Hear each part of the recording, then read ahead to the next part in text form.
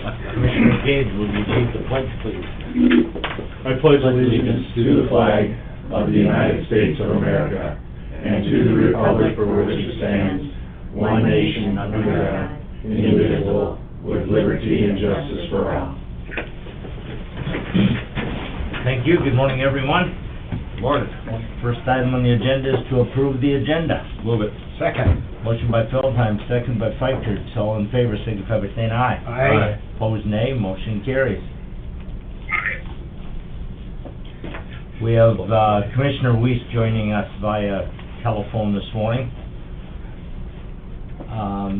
Next up, Kathy McNichol, County Auditor, American Rescue Plan Act expenditure. I just want to give you guys an update on the American Rescue Plan, that COVID relief funding that the county had received. And then today we'll be asking for a motion to approve the expenditure of it. We received $7.5 million, and it's coming in 2 increments. First half we received in June of 2021, and we're expecting to receive that second half, June of this year. The latest guidance is that counties can claim up to $10 million in revenue loss. So we're going to go with that lost revenue of $10 million since we're under $10 million. And what that means is we can use this funds for government services. So the government service I would recommend that we spend this on is going to be salaries and wages and benefits for our general fund employees.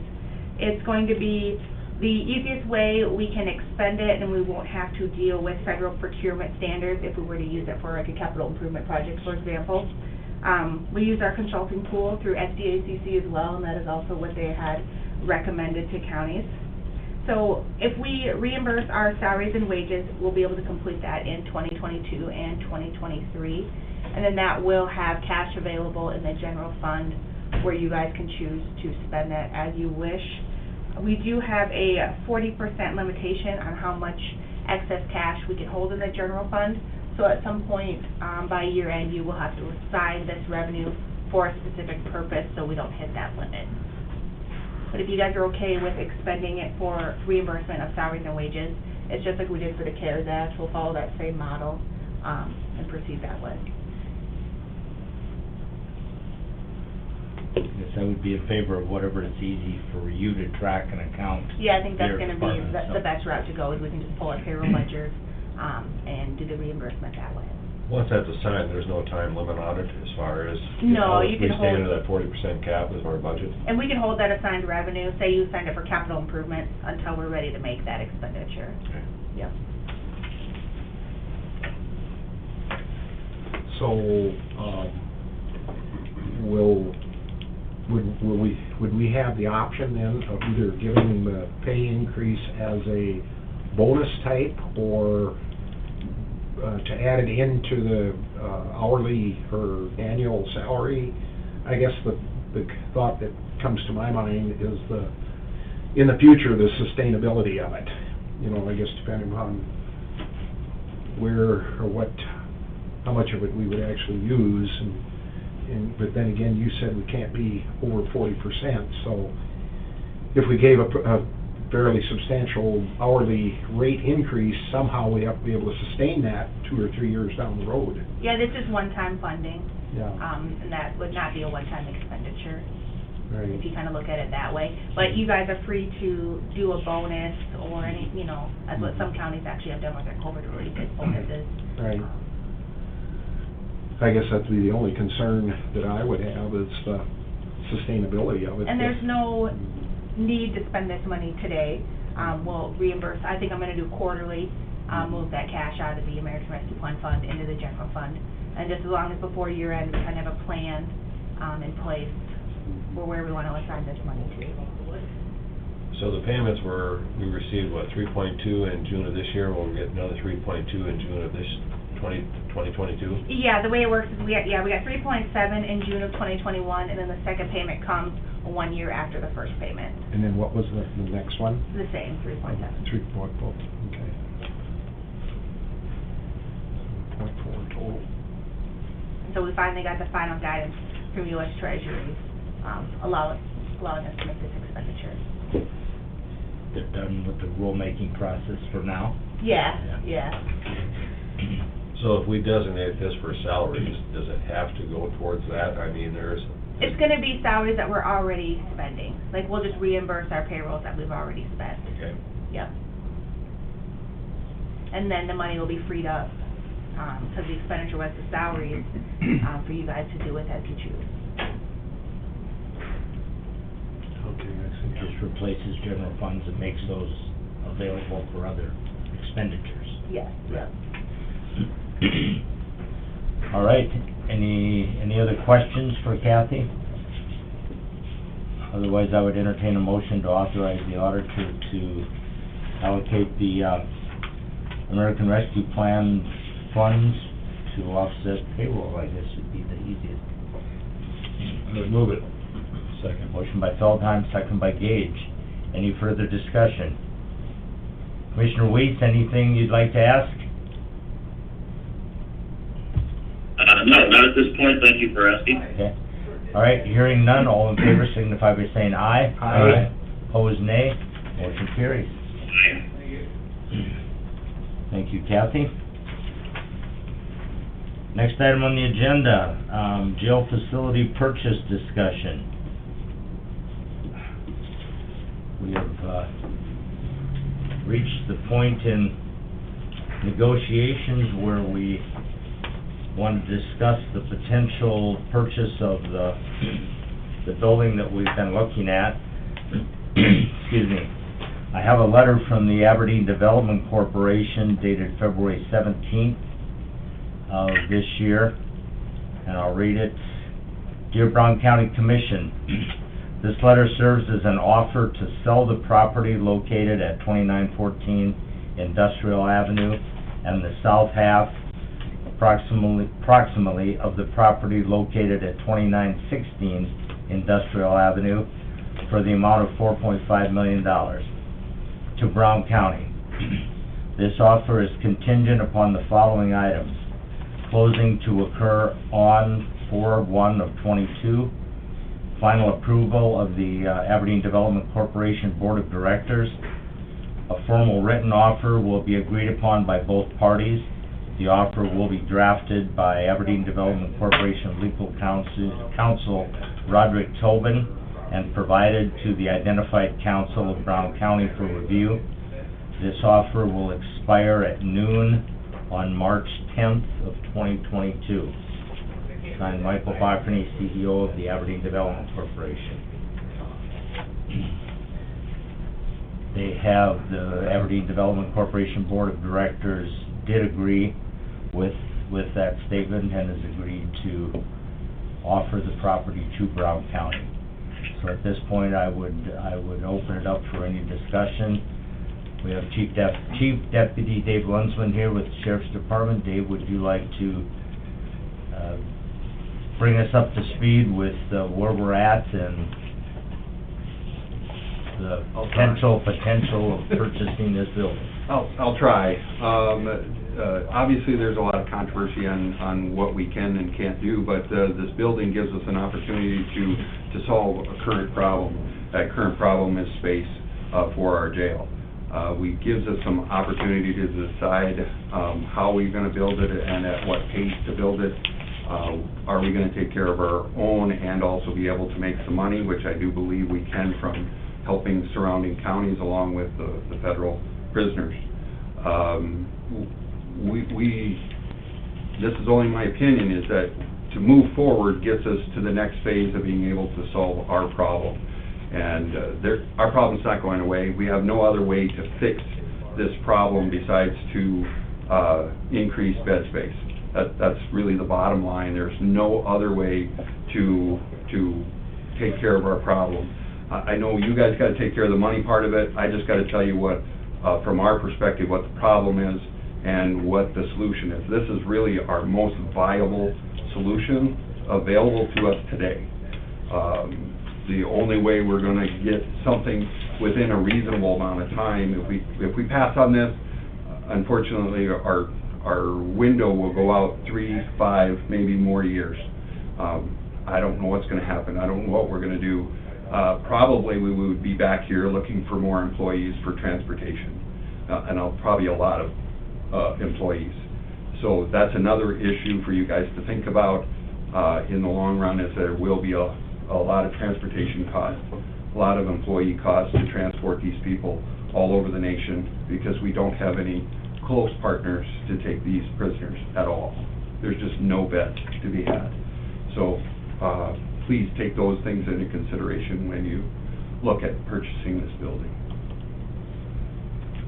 What communication have you had with the other counties that this regional facility could potentially serve, All of as the... far as support? So the support is there.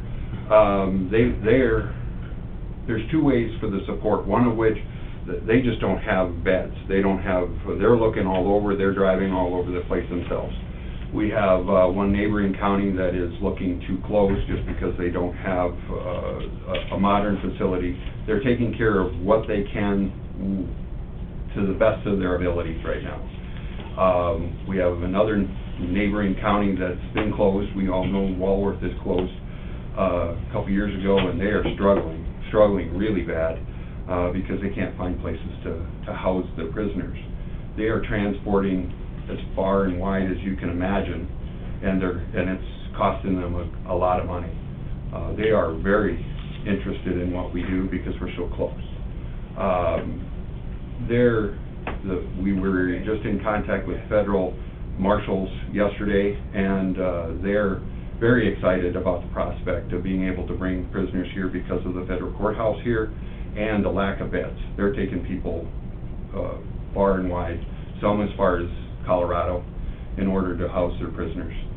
So they would like to work out deals. Now granted, none of these are telling us how much money at this point that they're willing to provide, because there's no way to answer that question until we make a decision. Once that happens, they're willing to sit down and put pencil to paper and make some decisions, hard decisions. I know that doesn't make this decision for you guys any easier. I'm well aware of it, but it's just where we're at. They can't make decisions until you guys make decisions.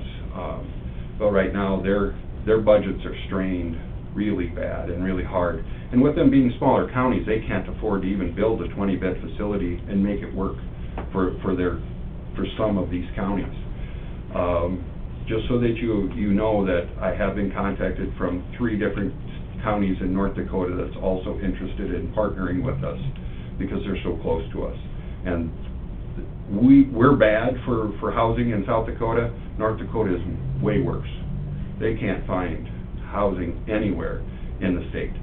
So there's some other issues that they're trying to work through, and there's in fact some things that they're just not doing to avoid having to put people in jail. And it's kind of sad, because if they commit a crime, they should be where they need to be, and they're just not doing it. Hopefully that answers your question. We have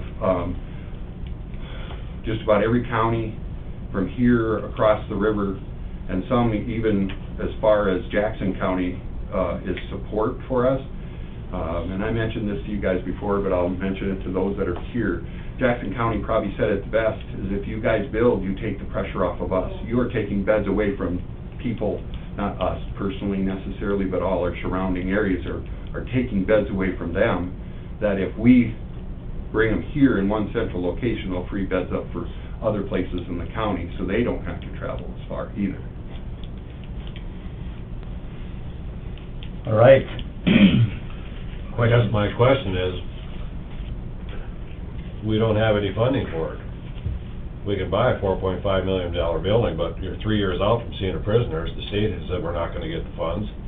County can only borrow or take a loan for 5 years, so we can't afford to pay for anything out of jail with that kind of criteria on the loan of 5 years. The only thing left is a bond issue. Am I not correct? How do you make that work? I mean, my concern is you can buy the $4.5 million building, but if you can't have the funds for it, what do we sit in 3 years before we even see a prisoner in it? Probably a fair estimation, exactly. By the time it would get built and usable, that's reasonable. It's very possible, there's no doubt. One of the other questions I have is, you know, we looked at our jail study, and the study came up with 176 bed for like $28 million, you know? Well, then we have our local firm do it, and they come up with 19.8. Well, that's $8 million difference from a 216 bed to a 176 bed. I mean, why the big discrepancy in numbers off the study? I mean, it doesn't make any sense. Can I address that? Yes.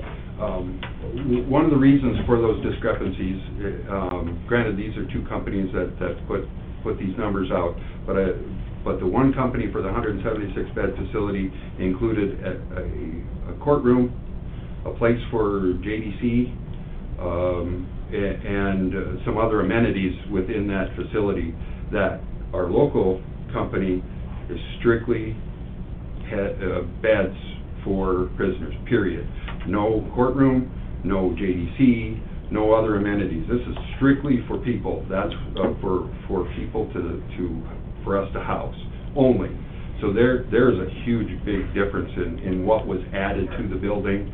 So we're not really comparing apples to apples in those two incidents at all. So basically... Mr. Chairman, Commissioner Weiss? Go ahead, Commissioner. Good question, and my understanding is that $28 million also included a $5 million allowance for the purchase of the building, which the other estimate does not. Correct, that is correct. Well, and it also included courtroom or courtrooms or whatever, if, in this bid, this local bid, doesn't include that, I don't believe, and so in essence, what you end up doing is more transportation. I mean, ideally, if you're gonna build a jail, there should be a courtroom in there, so that when you take those prisoners in, you don't have to transport them to court and back and forth, so that's additional cost. That's why that other bid was considerably higher, because there were other things involved, there are other things added Correct. to it. Yes, that's correct. Yeah. Like it was stated, we're not comparing Right, apples to so apples. right. It was for comparison purposes. It was done just to give us a baseline of different approaches, and quite frankly, what we do with it if we purchase the building is going to be an evolving situation depending on some of the partnerships that do come to fruition.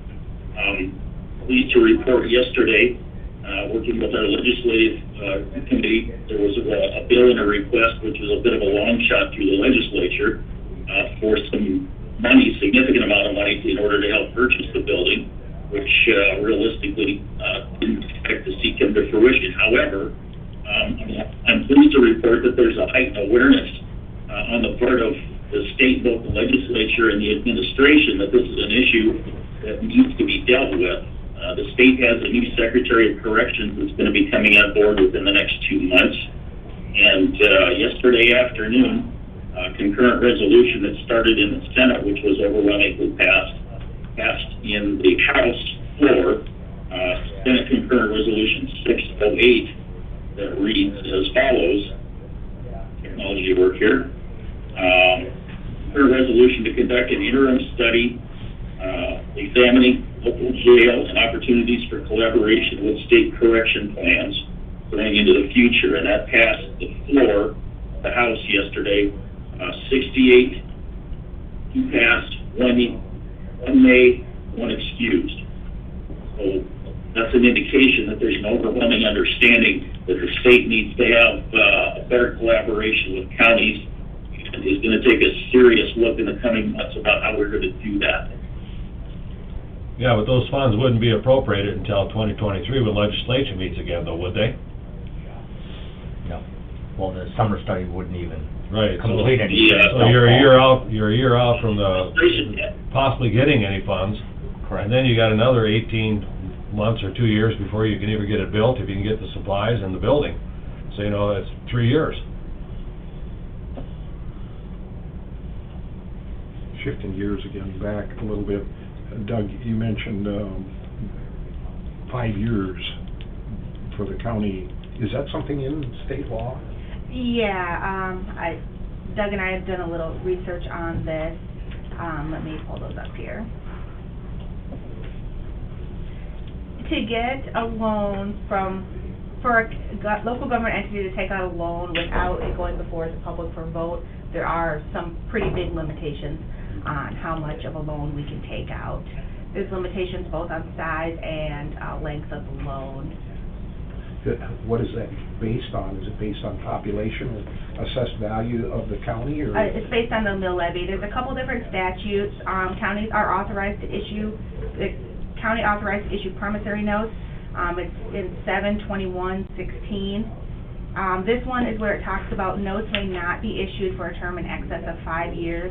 And then there is also a borrowing limit statute that it may not exceed the sum of 95% of the amount of uncollected taxes levied.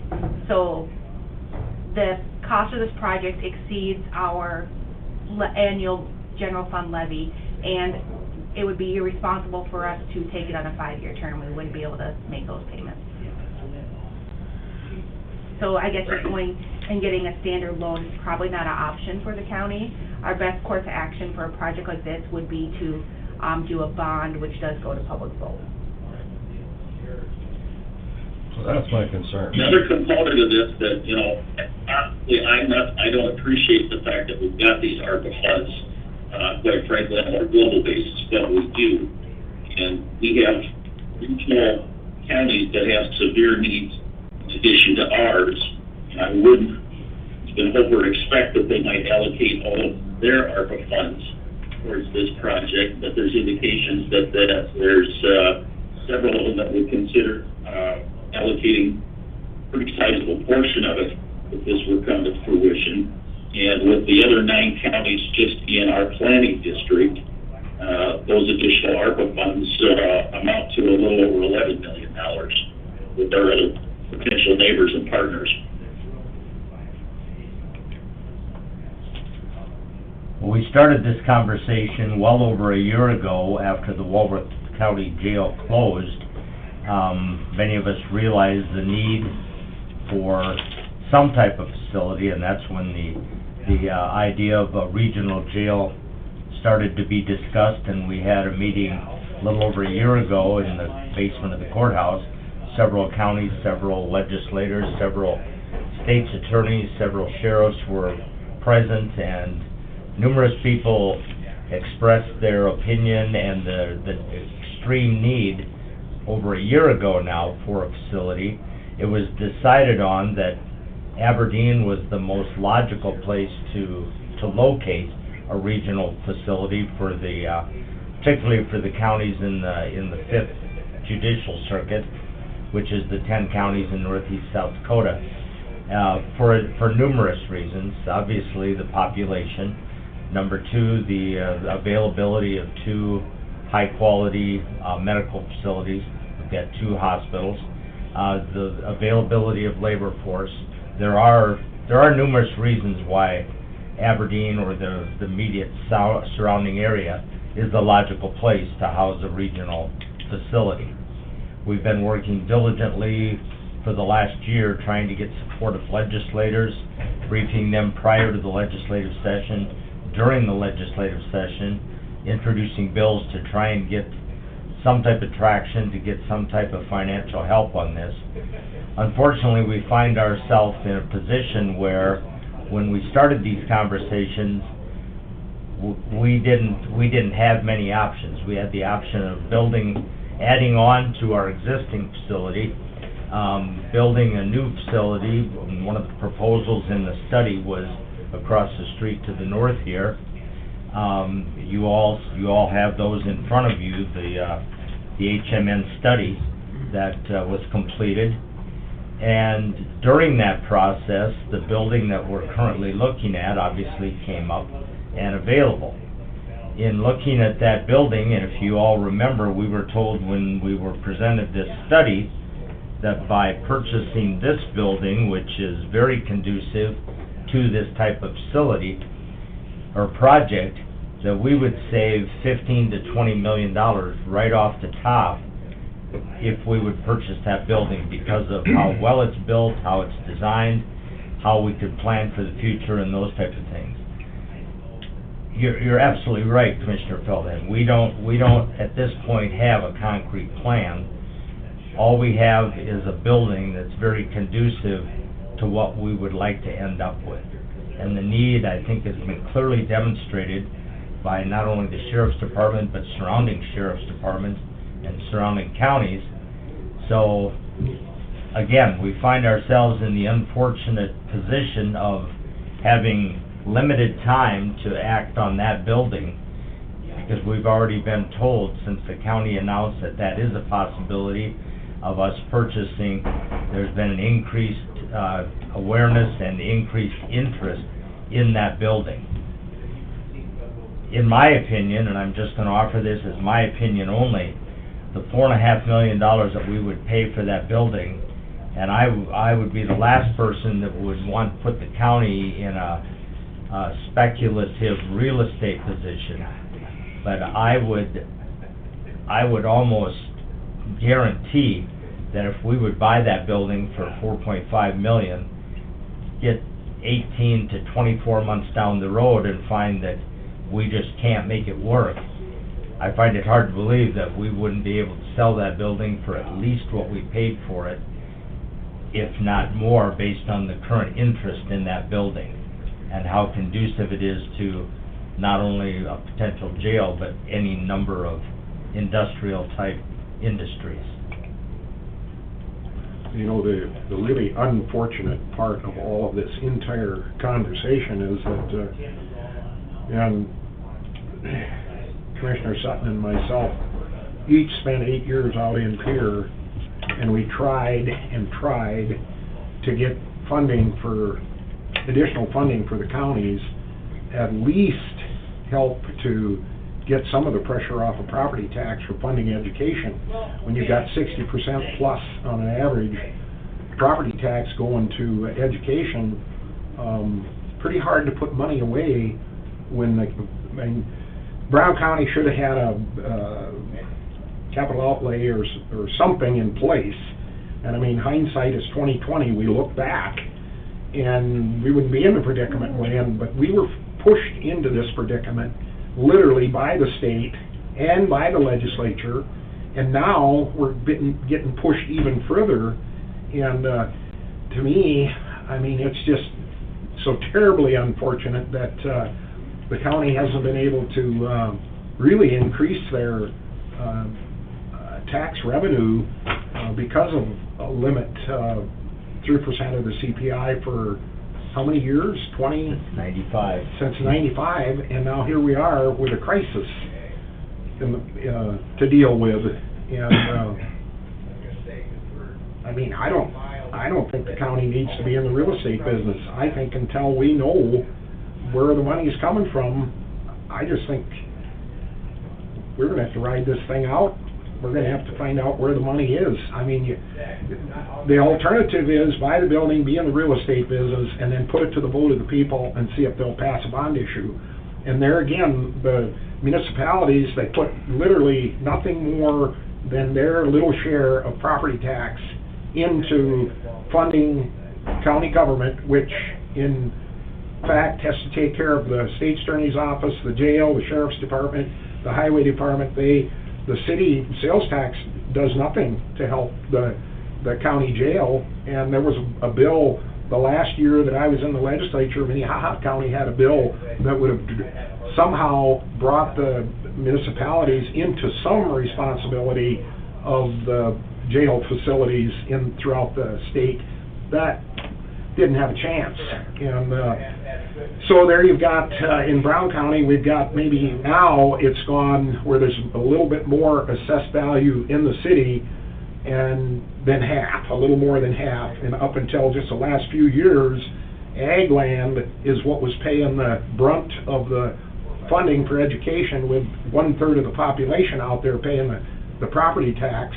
And what percentage of the individuals that end up in the Brown County jail or a jail in, well, Brown County we're talking about, what percentage of people that go into the jail come off the farmland, and they're the ones on a bond issue that are going to pay for it. And I just, it's a mess. Dave? Can I bring up one thing, and I don't disagree with you, Dennis, One thing we have to understand is we had this study.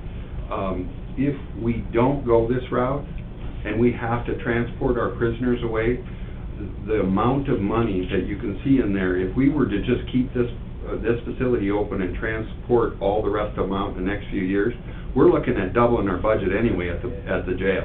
And we get nothing for it. We get transportation costs, more employees, potentials for accidents, more vehicles to transport. And my concern is we're throwing good money at a problem that we can't find, is no solution at the end of that at all.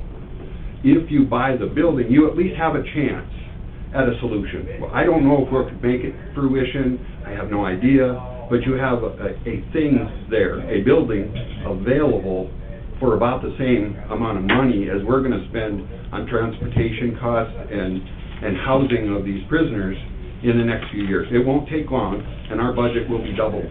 And we're not gonna have any solution. And that's my fear, that we will be sitting here next year or the year after and going, we're broke, or we have to take $2 more million out of the highway department to pay for transportation costs for our prisoners.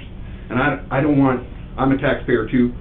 My family has pays taxes too. I don't want to be willy-nilly with their money, but I also don't want them to be throwing money at something we have nothing for. And that's just my opinion, and that's my 2 cents.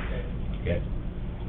So Well, what's do we have any idea what it's gonna cost to just have this for, I mean, let's hypothetically say that the summer study goes well and they decide that they're gonna give some money for this, that's a year at least then. So what do we got into it for a year? Just to have it. I mean, I know the summertime, you can shut stuff off and whatever, it's not gonna cost much, but I mean, 6 months out of the year, you're gonna have to heat that thing just so things don't freeze up. So, do we have an idea of what it's gonna run us, and where does that come from? Is that gonna come out of the, you know what I'm saying? Well, we'd forego the taxes, which is between 80 and 82,000 taxes are what they're paying. We would forego that the minute we own it, Yeah. and then whatever utilities that it would take. Well, I mean, do we have I know what was said to us out there roughly on utilities, and that's a big number. So that's, I was wondering, where does that money come from? I mean, Buildings and grounds, I suppose. Probably come out of the maintenance Mhm. budget until we get something decided. We haven't had much discussion as far as where it would come out of, but the maintenance budget would be the most logical. The general fund would pay those utilities in some fashion. Right, out of some department. Was the building inspected to the extent that we know that it doesn't need a roof or anything like that? I mean, that as soon as we take ownership, that we gotta put a roof on it, or it's gonna do damage inside of it because it needs a roof? I mean, do we know that? I believe during the presentation, and correct me if I'm wrong, but I believe that the numbers that were provided by HMN included a new roof. So the longer we keep it then, without What the about roof. HKG's? Huh? What about HKG's bid? I mean, that's one side of that for the one for 27 million, theirs on 19. Do they have that figured in their I mean, I don't have it in front of me, I can't tell you, is there something on there about a roof? it doesn't say anything of that, just. But I believe this gentleman did say that it Yeah, he did. included the new roof. He did, and part of the reason for that is because they needed to put skylights in order to fulfill the light requirements in a jail. And he said, if you're gonna do the light requirements, you might as well continue finishing the roof to make it brand new, even though that roof is 10 years old. And they're saying it's solid, they have to do some maintenance on the roof no matter what in order to bring it up to code. When you do the math, I'm looking at this HKG bid, 35,500 square feet for a 216 bed unit. Now, if they just take that number, that's about $563 a square foot. If you put the purchase of the building, that's $676 a square foot to get this project done, which is roughly $24,500,000 or $500,000. You can build a new facility, 150 bed, use our current one for $15 million. My problem with that building is it's an old building, you got a boiler that's how many years old, you got old electrical, It scares me when you buy an old building, and a building of that size is unbelievable. I think we can do better by building a new site, a 150-bed new site, leave our current site open, and we're gonna be much better off. I'm just a little leery about an old building with the size of that building. I think our money would be much better spent doing it this way. There's no air conditioning unit or ducting or anything like that in that facility. It's strictly heat, and they drew a lot of heat off the machines and stuff that were in there. And then the utility bill is horrendous anyway, the electricity bill. I mean, I agree with Doug, that I think in the long run, we'd be better off to start from the scratch, from the I ground up. think we get serious about a new one and have a new facility. And have it so that it can actually have units added on to it. Have the thing built so you can do 100 beds or 120 beds, and in 10 years, add on another 120 beds. The pods can be stacked, can't they? Yes, they do. So you can build up cheaper than you can build out. So you can start off with stacking pods. Correct, yes. If you build the site to be 20 feet higher, 24 feet, whatever the requirement are between them. Correct. And I guess that's what I look at. I'm not opposed. I would love to see us just try to find the land and get serious about putting a new site in rather than buying that, because I'm afraid you're gonna run into, it's like remodeling an old house. You spending 10 million, and the next thing is 13 million. You know, it's just, there's always something you run into in these old buildings. And that way, if you build new, look at our lifespan of that new building versus what this building's gonna be. The inflation of current, availability of current, building materials and so forth. What's We're that? actually talking about more money to build new. Well, if you- We're actually talking about more money to build new for a small. $676 per square foot to get this project that we're looking at. I believe for $676, you can build new for $676 a square foot.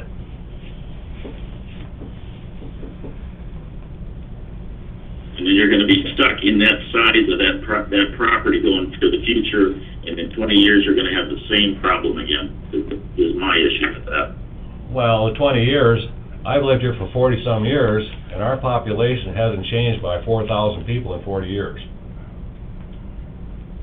I mean, what are we planning for? I mean, are we planning, But the bad, what's that?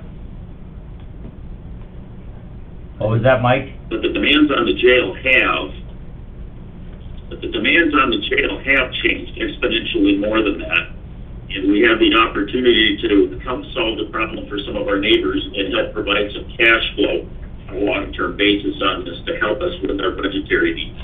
It's gonna cost us more money, but we have the opportunity to solve some regional problems and help pay for it. Same thing as we do on a smaller scale for the prisoner transport we operate twice a week.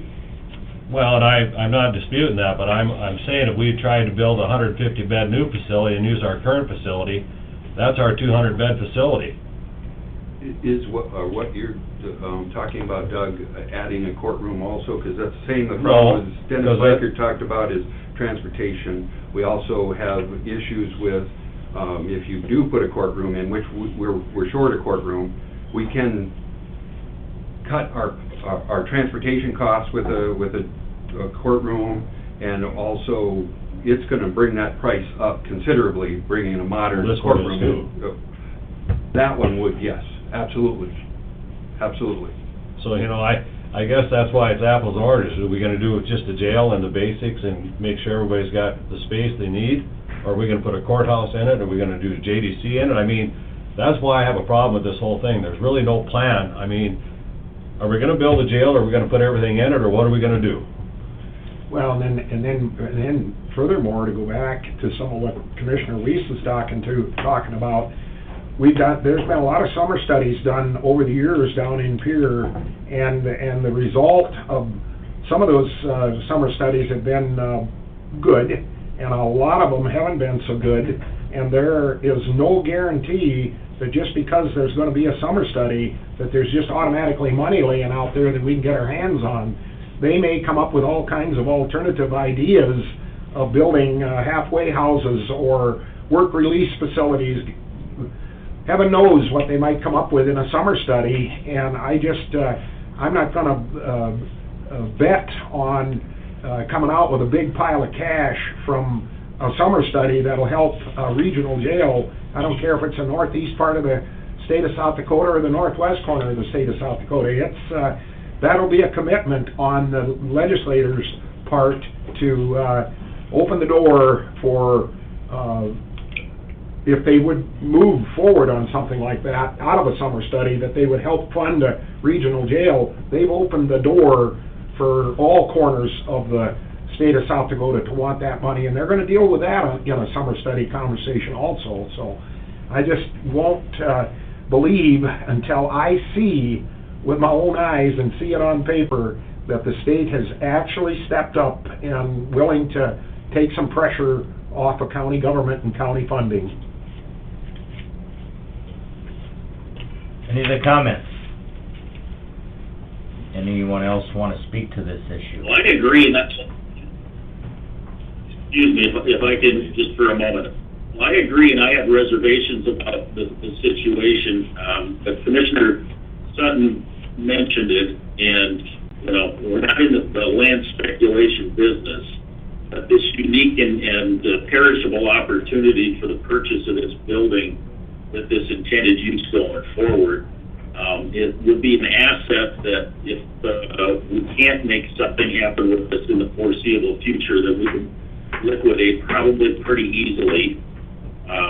But going into the summer study and some of those options and opportunities, having the available space puts us in a very unique position to participate in those conversations going forward, as opposed to not having our concrete plan, much less even a piece of property to try and develop together, you know, for future programming. So I'm hesitant, but I really think we need to move forward on the purchase of this building for the foreseeable future to try and foster an opportunity to develop a partnership with our surrounding counties who do have some resources to try and help develop this going forward, and see if we can make a go of it. We've got a lot of potential, and like I say, the risk if we do invest in it is something that I think we can divest ourselves of fairly quickly if we decide that that's what we want to do at some point in the future. I guess one thing that I wish there was a way of somehow to get a feel for what the public, what the taxpayers, because it's going to be a bond issue. As I see it, there's no other alternative. There's no other way out. One way or another, there'll be a portion of it will have to be funded through a bond issue. That's where I see this from all sides. I'd be real curious to know what the public, the general taxpayer, what they feel or what their idea would be on paying extra taxes on a bond issue on a new facility, new ground, versus something that needs extensive remodeling. And I know that today we're not going to have that information, but it'd be wonderful, I think, to have a feel for what the public, what would they rather pay a bond issue? What would they rather pay extra taxes on? A new facility or something that's remodeled? All I know is I've remodeled before and it's ugly. It's not, there's always, they talked in the study about 1.5 million contingency for unforeseen things as they're remodeling this building. Well, I think that's, to me, it could be 3, could be 5 million when it's all said and done. They don't know. They can't put a number on it. No. Mr. Schatz. Bob Schatz from Aberdeen here. Reading over the study, the executive summary, it shows that the jail population, or the county admissions and the population, peaked in 2016, 2017, and arrests peaked back then also. That was predicted with the 2013 Criminal Justice Reform, Senate Bill 70. They predicted that the counties are going to see a peak in admissions, but it's going down. It's now down 2,200 last year, right? In 2020 it was down to 2,200. That's decreasing, and the purpose of that, it was supposed to decrease the number of people incarcerated both in the state and in the counties. The state does fund things like alternatives, like the DUI court, drug court programs. The 550 people participated in 2021, 450 succeeded in that. If those 550 would have been sent to the penitentiary, they'd have come back, and half of those would have gone back to the penitentiary again. They are funding programs that work, evidence-based programs that work. They are funding the Oxford houses I believe there's 7 of them in South Dakota now, which are transitional living type of places. So the state does fund that. They're just not funding more cells. Well, I want to correct you a little bit. No, 20 and 21, we had COVID. Numbers drastically crashed. Part of that's the court system alleviated a lot of stuff, let people out, all that kind of stuff. Parts of the thing that most people don't understand, and I know probably the federal or the state government will get mad at me, but this is the truth, is they're not violating people that actually violate. They're giving them 5 and 6 and 7, 8 and 9 and 10 times when they violate. They either drink or they take drugs. They just don't violate them. They don't put them in jail. They tell them, no, don't do it again. They go out, they do it again, and unfortunately they violate again. They just don't do anything about it. So you are having violations. You are having people that are not successful that are passing because they're giving 10 or more chances. So you have to understand, they don't have any other options though. Where do you put them? When they violate, you have no place to put them. The jail's full. So you have somebody violating, whether it's a burglary, a drug charge, or alcohol charge, or some other charge, where do you put them? There's no place to put them. And if we have to transport these people, and I reiterate this, we will double our jail budget and get 0 out of this thing. We will increase the danger to our employees by putting them on the road. Ask Walworth County. They've had a couple pretty major accidents already transporting all over the state. I don't want to put my people in those. We got to transport to Colorado. Who's going to pay for that? Who's going to take 3 days to bring them down, and who's going to bring them back? A lot of times you got to bring them back after 2 or 3 days. How is that profitable? How is that even economical to do that kind of stuff? You have to understand there's a lot more wheels in motion in the court system than once they go to the pen, they can just make decisions because they know how long they're going to be someplace. Here, they may need to have another court hearing in 2 days. They may have to have a court hearing in 5 days. They may be sitting here for 2 years, which we've had people sit here for 2 years, waiting for their trial. But we never know that. We never know how long they're going to be there. What do we do in between? That's the question. How much money are taxpayers willing to spend in transportation costs and housing costs somewhere else in the whole United States? Leading to the next part, along those wheels, multiple wheels. One of the problems, and it spells out here in the study, is your average length of stay is drastically increasing. Yes. Okay? That is because of the delays in the court system.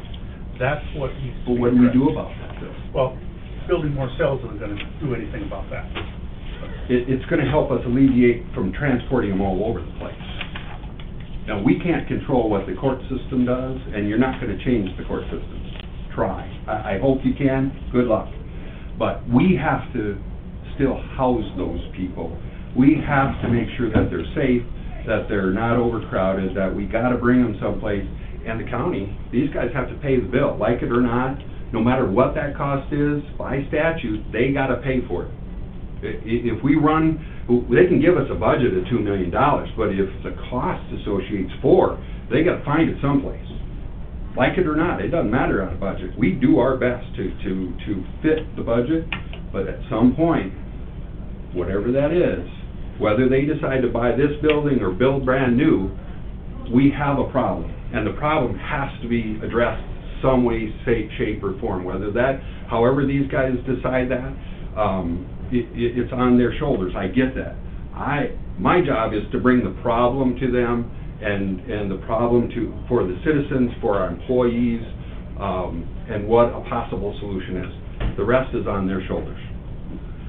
It sounds to me like maybe the study should be further should include the justice system then too. I mean, if in fact it's too slow and it's not getting it's not moving, why? Maybe the summer study needs to address what's going on in the judicial system as well. It's slowing down fast. One of the big reasons is pretty much everybody who goes through does a pre-sentencing investigation. That's taking time. Judges often recommend that somebody has an evaluation. We know you can't do an evaluation, chemical dependency evaluation in Aberdeen anymore in 24 hours or 48 hours. That takes 6 weeks, oftentimes. You know, so they're sitting in jail waiting for that chemical dependency evaluation. If you just hired one person who has qualified to do that, you know, through the state requirements, they could probably do those evaluations every day, and they'd be done the next day. I'll bet that's not included in the summer study. It will be suggested to some of the representatives in the summer study. Go ahead, Mike. The extended stays are a portion of it is pre-adjudication, but there's also a considerable amount of that that's post-adjudication. They're serving sentences. And that's part of the reason why the booking numbers are going down, is because there's less capacity for people with any length of stay to be booked here, and they are being transported to other places, considerable distances. So taking those numbers in totality, you can't take them isolated and think that they're showing you trends. Because if you look at the actual information that was provided out there about the actual incidents that are happening and so forth, as Deputy Lensman indicated, they're not going down. The incidents are going up. Well, then along with that, what I'm hearing is that they're being held in jail for longer periods of time until they're sentenced, and that takes space and time, and if that process could be speeded up, either they would know what their jail time was, and you'd have a better idea. You'd probably well, there's got to be numbers out there. There's got to be a way of putting that all together as to how many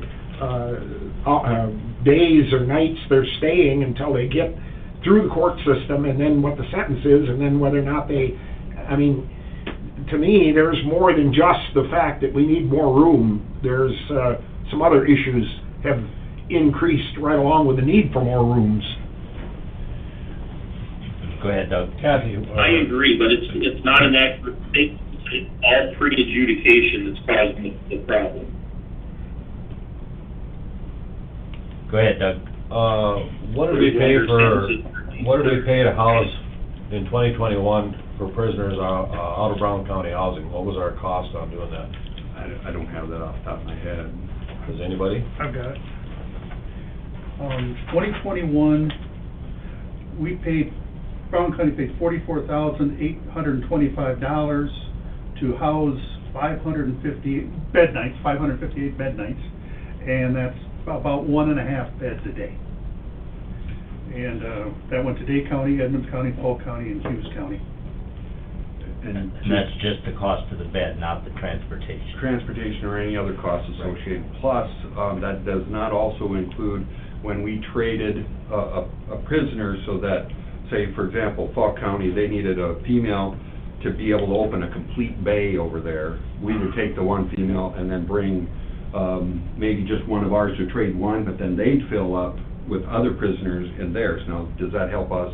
It does, but it helps them. It helps the whole region in order to free up a full bay of places for prisoners to go. So that doesn't include any of those numbers either. Sometimes we would make some trades in order to, that don't get on that study. We don't pay for them because we help them out, they help us out. Some of those things cannot be actually put into numbers because we have to help each other out. Some days we pay for something, other days they pay for something in return, and that doesn't get on a statistic or a study. There's just no way to do that. Further comments? Yes. You read the letter from the Economic Development, right? Yes. Was there another business interested in the building that they're putting this deadline on? I mean, for sure, because I know I'm a former real estate broker, that you kind of give those little tidbits out there to say, hey, you gotta make a decision right away. Do they have a for sure person to buy, or incorporation to buy that building, that they're, I've only had a couple conversations with Mike Bockerny, and I believe Commissioner Weiss has had more, but the way I understand it, they've had numerous inquiries as to the availability of that building. Commissioner Weiss, correct me if I'm wrong. That's accurate. but not offers? Like a definite offer if you don't have a purchase agreement by the 10th of March? They have not divulged that to us Okay. if they've had it. Just an increase in interest in traffic. And not only that, on April 2nd, this will be advertised worldwide, or nationwide. Okay. So Gotcha. the chances of somebody else picking this up for that kind of money somewhere where there's big money is pretty good. Gotcha, okay. So why'd we move the deadline up to 10th of March instead of April 1st? The letter just states that this offer is good through March 10th. And I can't tell you why they chose to have the offer expire on March 10th without calling and asking. I'm just going by the letter that they sent. Well, you can safely assume so that they can begin their marketing program to have it ready to go, as opposed to, waiting till the last day. But quite frankly, and I don't mean to be speaking for them, but the only reason the Development Corporation chose to purchase this building is not to own it, but to have some control over where it goes in the future. Other comments? Questions? Either way, moving forward, are we gonna have kind of a timeline in mind? 'Cause I know Doug has mentioned either a new facility possibly, or this facility, but I mean, are we gonna have a timeline in mind, especially if we do something on this? I mean, how long are we gonna hold it before, if we can't get something done? So, if a summer study comes out, and then you're not gonna do anything with the bond issue, I would assume till the following year would be 2024, correct? 'Cause you're gonna be 23, you'd have to wait and see if the legislature does anything, then you'd have to have a bond issue, which would be voted, November, and then 23, is that kind of ballpark? I would say What that would we be sounds, thinking that if we- sounds reasonable. I would, So it'd be 2 years is what, and if you can't get one, then it would be for sale then again? Is that what we're kind of thinking, or not, or? that, to me, sounds reasonable. We'd almost have to hire an architect to give us hard, fast numbers. There's gonna be some investment in order to be able to know what those hard, fast numbers are. And we aren't gonna know that in a $15,000 survey. There's no way. There is gonna be some cost to do that and to do it properly, but that would have to be done fairly soon in order to know what our numbers are. I agree, and I think if we do get the building purchased, that time would be of essence where we would hire an architect to come in and put together the plan that you're asking about, Doug, so that we would know how many beds we're actually gonna get. Is JDC gonna be housed in there? Will we indeed do the courtroom and remodel the administrative offices off to the north? Those are all things that architect would have put together for us.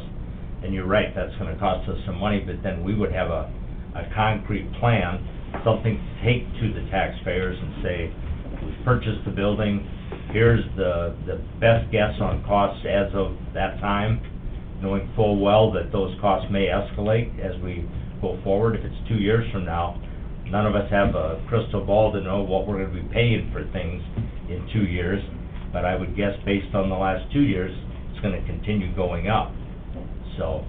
So the purchase of this building, does that mean we close the jail we currently have? Not necessarily. That's all open to discussion, how money flows, what works best for budgets. I think we'd all have to work close together in order to know what is best for the budget, what's best for the county, and how does that look? Because we can't guess right now, but we'd have to sit down and make those determinations. What's our best way to go? Well, the reason I asked that is, what was it, in 15, 16, we finished, almost a $2.5 million remodel job down there? Wasn't it 16 they finished? Phase 3, correct. And I guess I had a little trouble with closing the jail that we spent $3 million on. Go ahead, Mike. Go ahead, Mike. Thank you, Mr. Chairman. I would hope and expect that we're gonna continue to operate the jail, but under a much different model. We still have the main courthouse, in our courthouse that's gonna have, jail, but I would anticipate that, anybody that's on a long-term situation could be housed at the new facility, those that are gonna be, arraignments and that type of thing, on a more limited basis. It would also allow us to expand the capabilities that we have for juveniles, not only for holding, but for programming and educational, purposes and so forth, which is a whole other critical need. We can then repurpose a portion of that facility for that purpose. I would anticipate that if we move forward with purchasing this building, we're gonna have very accelerated conversations with our neighboring counties about the potential of them participating, and that's gonna quickly gauge what other resources, we're gonna have towards this. I've had conversations with several of them, and they are, quite frankly, encouraged about the possibility of talking about participating on the front end of this project. It provides them some relief in the area and the region, and I think that's gonna help us gauge fairly quickly whether or not this is gonna be a viable solution moving forward. But without having this particular amount of floor space available, it's difficult to have those conversations in earnest. And I'm quite hopeful that the conversations I've had with the sheriffs, the auditors, and fellow commissioners in our part of the state, going all the way from Brant to Campbell County, that they would be more than happy to participate on the front end of this project to get it completed. Go ahead, Dennis. Well, those counties, unless they've made a commitment ahead of the fact, are gonna have it pretty easy to get out of it. Once the facility is here, they'll just haul them here. I mean, the counties out there, whether it's Marshall, Day, Edmonds, Campbell, McPherson, it doesn't make any difference. They're not rolling in the cash either. And the reason they've got those contracts, the ones that have got them with the Brown County, is because they can afford those contracts. Now, if you're going to try to squeeze 3, 4, 5, 6, 10 times that money that they're paying now, I think it's a mighty big stretch to think that. I mean, just for an example, land that I pay tax on in McPherson County, 77% of the taxes I pay on real estate in McPherson County goes to the Leola School District. I mean, how when the county's got to operate on pittance after the school districts and the water districts and the fire districts and the sanitary sewer districts and all of those other things that come out of there, those counties aren't rolling in the cash. They aren't. You need to have a commitment from them ahead of the fact. Once the facility is here, they'll have a contract. Well, can you hold them hostage? I just don't see where you can depend on getting a big pile of money to build or run a facility and depend on the smaller counties to do it. They haven't got any money any more than Brown County does. That's one thing that I said back in 1986 when I ran for the first time for county commission, that if there was one thing that I would do all the while I served as commissioner, was not put the taxpayer into debt. And that's exactly what's going to happen in this situation. There's no way out. You're going to do a bond issue one way or the other. And if it gets voted down and we own this building, then we're in the real estate business. Then we sell the building. I mean, it's that simple. So I don't know.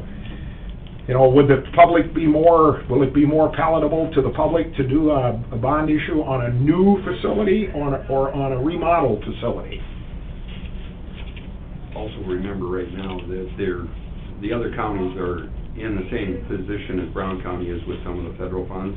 They have them available now, but if we wait a year, they probably are going to have them committed to something else. Just like Kathy had mentioned, they're going to have to make some commitments.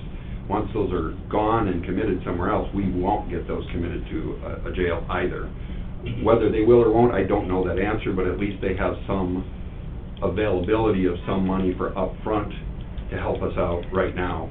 In a year, that probably will change. Yeah, we're a year off getting anything done. But the commitments have to be made, like Kathy mentioned, those commitments have to be made earlier rather than later. Whether they're spent right away or not, they may put them in some other basket. By buying this building, then, are we gonna have contracts signed by these counties? We hope. I can't say for sure, I can't answer that, but a lot of them are in the same boat. If they don't sign something, they're gonna have to travel forever to move their prisoners around too. The biggest problem with all this, Well, we currently have contracts. Excuse me, we currently have contracts with 14 of our neighboring counties on an availability basis. the problem with the CARES money or this COVID money is it's not sustainable. Absolutely, it's one-time spent money, and then you go back to a bond issue. I mean, and the potential of a bond issue just to run the facility, I guess I struggle, and I know Dave has worked hard to explain how the revenue coming in would pay for the budget and pay for the ongoing expense. Boy, that's gonna take a lot of money to pay the air conditioning bill and the heating bill and the help and everything else that goes along with it. And I mean, I'm not saying that we don't need something. Where's the money coming from? That's the problem. The sustainability of it, on and on and on, to get it up and so you can even have an overnight there, so you can have a bed there, whether it's 100 or 120 or whatever it is.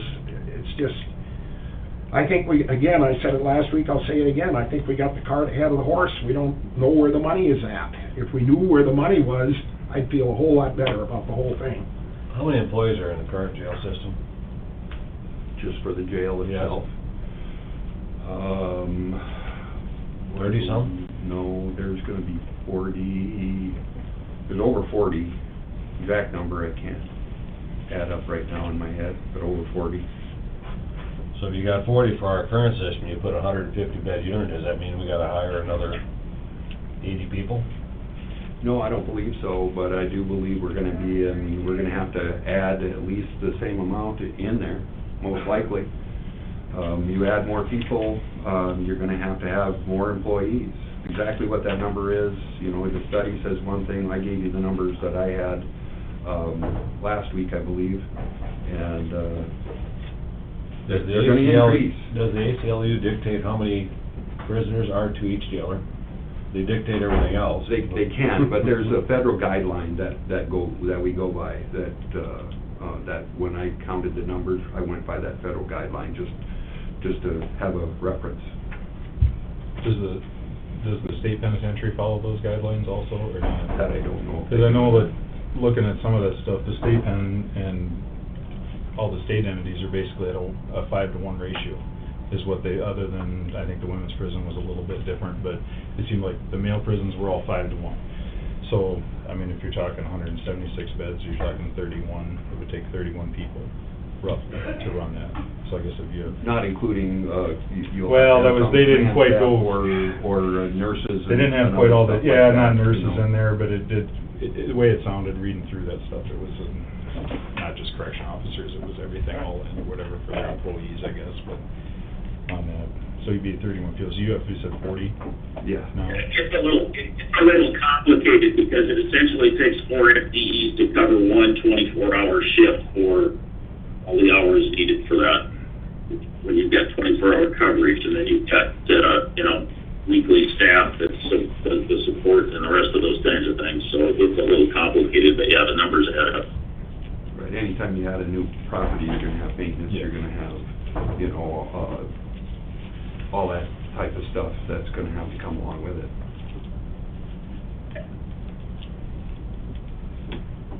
Any other questions, statements, comments? Go ahead. I'm sorry. No, go ahead. Dennis talked about cash flow, and I was kind of curious, I mean, on this building, I know with a bigger facility and more, I know there'd be probably a greater availability for bed space and everything, or the 128, or what you were talking about, the new facility, I know they had option C in here for whatever, 17 million, 128 beds plus our 48 existing, so that would still,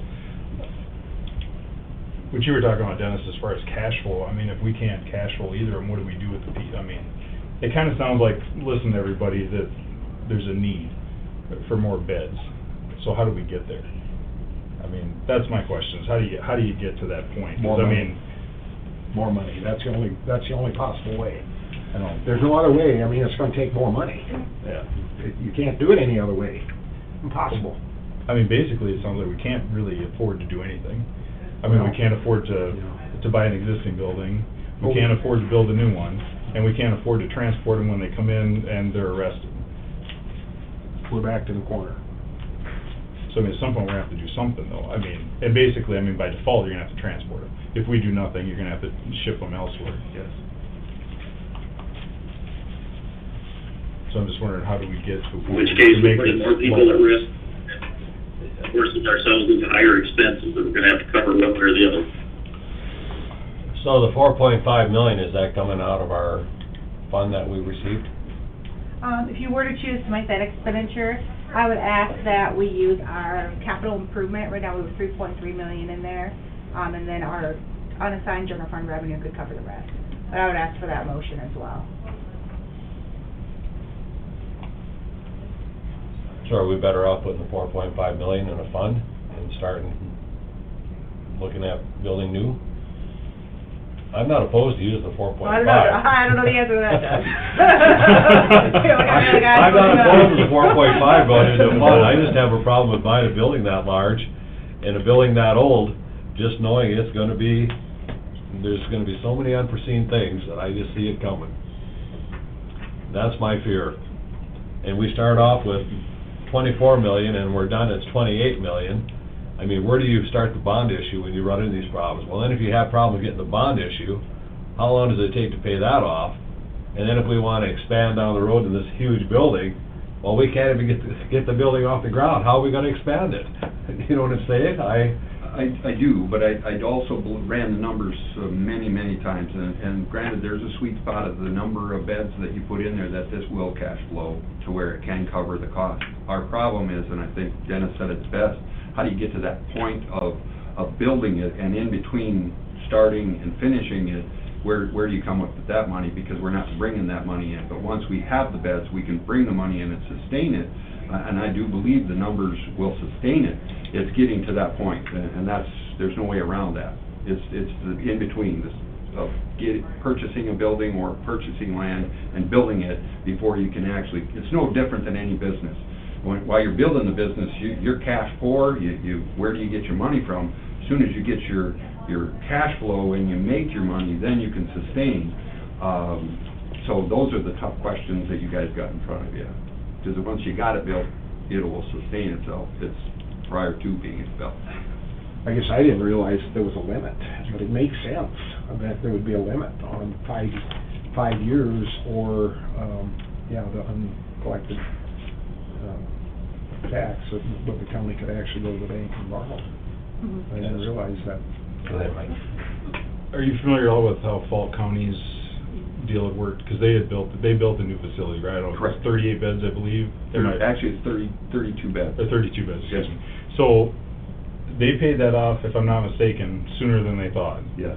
And basically, that would be using other counties' money. I mean, or am I wrong in? Either other counties' money or federal prisoner money, whichever, but other people's money, yes.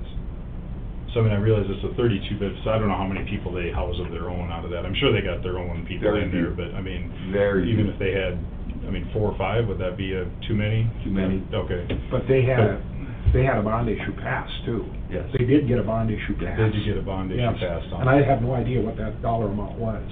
And I think in Roberts County, I think probably, pretty sure it's the same thing. No, I'm almost positive it was the same thing in Roberts County. They passed a bond issue there too, I think. But that's the problem. It's the interim, after we've got the building, how do you come up with, I don't care if it's 15 million or if it's 30 million, somehow you gotta come up with that money to satisfy the architect and the plumber and everybody else that's in there, the contractor building it, so that you can get to the point where you can put people in there and start charging for the people that are in the facility. Where do you come up with that money? That, and no matter how you look at it, it's a time frame, because if we would go to the people and for a bond issue, what would be the earliest that could be done? I mean, a time frame starting now, before we could get it before the people to, I want to put a little more time into it, but we might be able to get it on the general election. this year, depending on, you know, the timeline of the resolution. But we'd wanna hire consultants to do that bond for us as well. And just to add up, Mike, is that, right now, Falk County is pulling in about $84,000 a month in income, from whoever, mostly federal prisoners. So they're running anywhere from 2 to 4 prisoners of their own per day. All the rest of them are rented out. And they're being begged to take more people, they just don't have any more room. Federally or by the counties? Both. I mean, okay, both. Yeah. So they had a 30, sorry, I didn't know if you were gonna say something, I don't mean to. No, you I don't mean to finish. No, stop you finish, But, 'cause all right, so they went with a 32-bed facility, and let's say if even they have 2, there are 30 beds roughly, Yep. hypothetically. Are they in a point where they did something small enough that they can fill it with everybody else, or is there enough need? Because if we go, I mean, let's just say we do the 176 bed, which would be a smaller build-out or whatever, and I mean, we're running it over there, I mean, 50, I mean, I know there's others that probably aren't going in, but I mean, so if you got 100 or 120 beds that you can rent out, is there enough? 100 beds, that's approximately $3.4 million income per year. Is there enough of demand, though? That's what I'm curious. I mean, can we get the beds filled? I mean, it's if you have them, you still, Currently, yeah. if they're not filled, they're costing you money, but if they're filled with somebody other than in Brown County, they're not making you money, that doesn't sound, but I mean, as far as something to help offset the money. An empty bed is no for this. different than a hotel room without somebody renting out Yeah. one of their rooms. But- It's no different.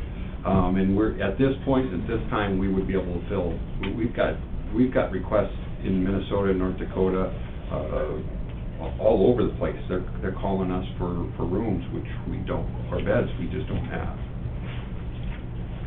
Go ahead, Doug. Well, one of the other things that, you know, Falcon is eyeing the Delayed, I know. What's that, Mike? Falcon is keeping an eye on the possibility. Falcon is keeping an eye on, and I don't mean to speak for them, an eye on the possibility of an expansion, and quite frankly, they're holding a little bit, waiting to see what happens to us. well, the big difference in Falk County, they got 5 prisoners, they got a 32-bed facility. Well, we got the $2.5 million budget that we have to pay for out of our 60 prisoners. So how many prisoners is it gonna take just to offset that $2.5 million to get to that, where we're gonna make money? Because that's the big issue with Falk has, or Falk has the advantage of, well, we only have 5, we get to have 27 paying customers to offset our 5. You know how many customers we gotta have, or inmates we gotta have to offset our 60 general population that isn't paying us? And that isn't gonna change. No, that's not, but So- the numbers coming from other counties and from the feds will be substantial. You know, we'll if we have 100 beds, we'll fill them. I just think it's so terribly unfortunate that we have to sit in a situation where we have to depend on the jail making money in order to pay for it. I mean, to me, it's like, telling the judges, hey, we got 10 extra rooms, could you come up with 10 more prisoners so we can get them in there so you can pay for it?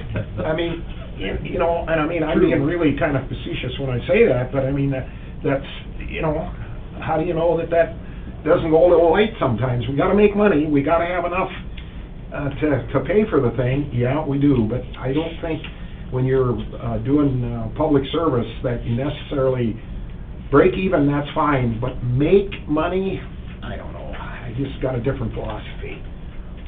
We're not in business to make money, we're in business to provide a service and help take safety and help take care of people that get in trouble. And Well, my concern is if you buy the building, you buy the building. But I am totally against to start having an architect go out and say, well, this is what it's gonna cost to do this and this and this, because we don't know if the bond issue's gonna pass, we don't know if the state's gonna give us any money. You know what an architect charges to do that study? The next thing you know, we got another $300,000-$400,000 done in redoing the building, and we can't get the funds. So I think you buy the building and you just sit and wait and find out what's gonna happen, because I don't think you wanna start spending more money to find out you may not get there.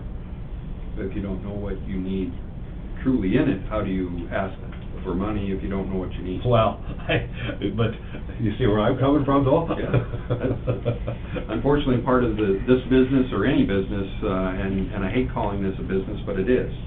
You need money, you spend money, and you get money. It's no different than a business. We're and I agree with Dennis, at that point of us being always looking for flush, that's not what we're looking for either, but we're also trying to take, making sure that the taxpayers of Brown County aren't taxed with any more than they have to be, and to be able to help some of the other counties will help us. We help them, they help us. It's not fair, but that's the reality we're currently in. Well, I think Mike brings up a really good, If I might, I recall, Go ahead, Mike. Weiss. if I might, I recall, you know, I've been around a little while. When I became a commissioner 27 years ago, predecessors had built and invested into the jail facilities that we've modified a couple of times since then. But we had significant excess capacity, and I recall the numbers pretty vividly the first year with the budget that we were accommodating prisoners for our neighbors and showing a positive cash flow of about $450,000 a year. That was 27 years ago. And so commissioners before had invested into that annex on the east side of the courthouse and built enough excess capacity for that point in time, 30 plus years ago, to cover their existing needs as well as those of our neighbors.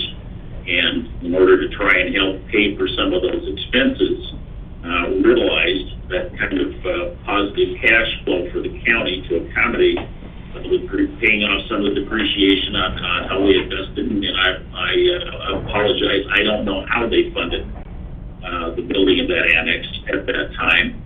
That was a conscious decision that was made, and with enough forethought and foresight, be able to allow us to get to the point where we're at. But we waited 20 years too long to do something, and we have this interesting opportunity that has pluses and minuses, pros and cons for this building, which at this point in time is more space than what we need right now.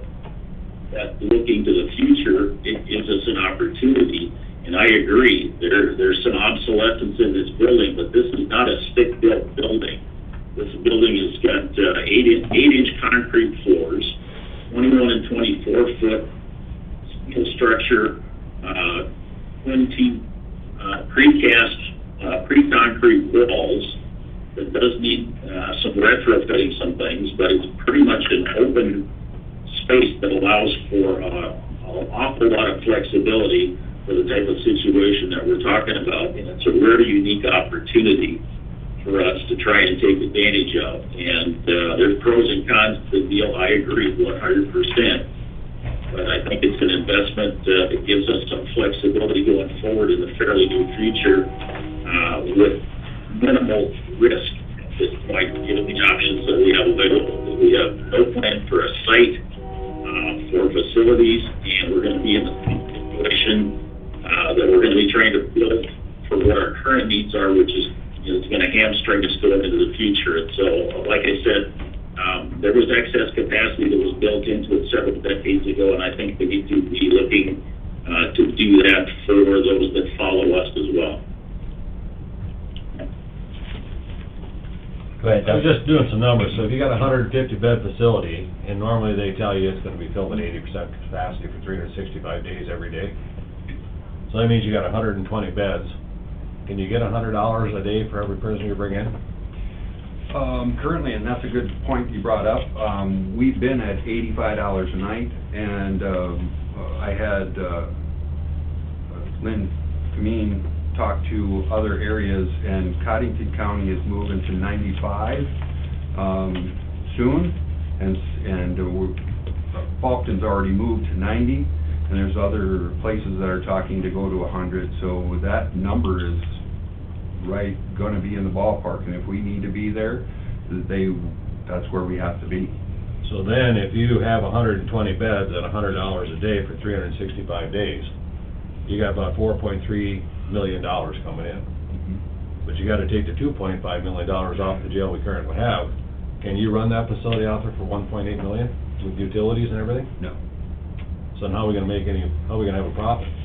The reason I mentioned that is because if you do keep this facility going, you've also got some of ours here, and then you have more beds out there for other people, so that number increases. Well, that's what I figured. I figured you leave the 60 here, and you got 150 beds you build, 80% filled would be 120. Right, and currently, right now, we're 100% capacity. I mean, Right. 100, we've got every nook and cranny full. But you still gotta take that 2.5 million we currently pay into consideration, because those are non-paying inmates. Correct, absolutely. But that's an already ongoing expense. So we're looking at a new, we already take that out, that's already in budgets, that's already fixed into every yearly budget. We like it or not, that's already there. No matter what we do, it's already there. So if we build a new facility, the easiest way for me, in my mind, the way it works, is you take your new facility, how much is it gonna cost for that new facility, other than what we've already spent currently? So can that facility float itself? That's kinda how I did it with my calculations, in order to understand if putting a new facility in can do its own thing. Does that make sense? That's the only way I think about it, so I might be wrong or off or whatever, but that's how I think. Other comments?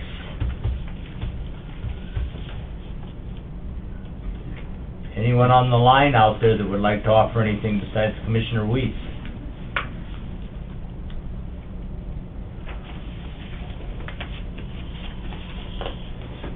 Are we ready to take some type of action, make a decision on this issue? Anyone else have anything to add before we close it to discussion and to take committee action? I still say we look at the new option versus a whole building.